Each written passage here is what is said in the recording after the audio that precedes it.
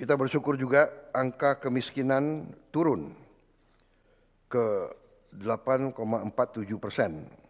Ini saya diberitahu di catatan oleh para pakar, ini angka terendah sepanjang sejarah Republik Indonesia. Kita bersyukur dan berterima kasih walaupun kita tidak boleh puas. Tidak boleh puas. Tingkat pengangguran terbuka juga turun ke angka 4,76%. Ini adalah terendah sejak krisis 1998. Tahun sudah pemerintahan baru ini berjalan.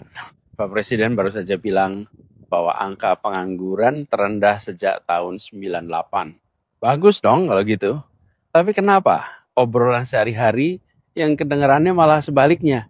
Susah cari kerja, lowongan seret, PHK di mana-mana. Nah kok bisa? Ya memang sebenarnya kita tidak bisa ya berhenti di satu angka saja. Di lapangan ceritanya jauh lebih kompleks. Misalnya nih, kalau kita mau lihat data lebih dalam lagi. Satu, pengangguran absolut itu justru naik. Jadi persentasenya memang turun.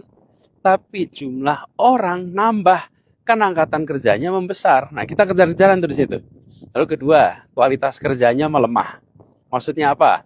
Gini, pekerjaan yang sifatnya part-time jumlahnya nambah. Sementara yang full-time jumlahnya berkurang. Nah, banyak yang dihitung itu disebut sebagai bukan pengangguran, padahal mereka itu kerja part-time dengan jam kerja dan penghasilan yang amat tidak layak. Yang ketiga, mayoritas pekerja kita, 60-an% masih kerja informal. Kalau informal itu artinya apa? Upahnya cenderung rendah, tidak punya perlindungan sosial, tidak punya perlindungan hukum yang cukup. Terus keempat, pengangguran anak muda tetap paling tinggi. Anak muda itu paling semangat, tapi paling sulit masuk ke tempat kerja. Nah terakhir, rata-rata upah kita naiknya tipis. Presiden bilang inflasi kita ini 2,3%. Itu terendah di antara negara-negara G20. Masalahnya, upah kita naiknya cuma 1,8%. Jadi ya masih kalah sama inflasi. Apalagi inflasi makanannya malah justru makin tinggi. Jadi pantas ya kalau banyak yang merasa apa yang ada di berita itu beda dengan apa yang ada di dompet. Di pasar sepi, cicilan makin berat, grup chat alumni isinya cari info loker.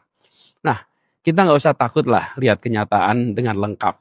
Kalau data dibuka dengan jujur, dengan lengkap, maka publik juga bisa dukung langkah pemerintah untuk menciptakan lapangan kerja formal, yang full time, yang bermartabat, kemudian melindungi pekerja informal biar bisa naik kelas, dan menyerap anak-anak muda dengan ekosistem usaha yang adil.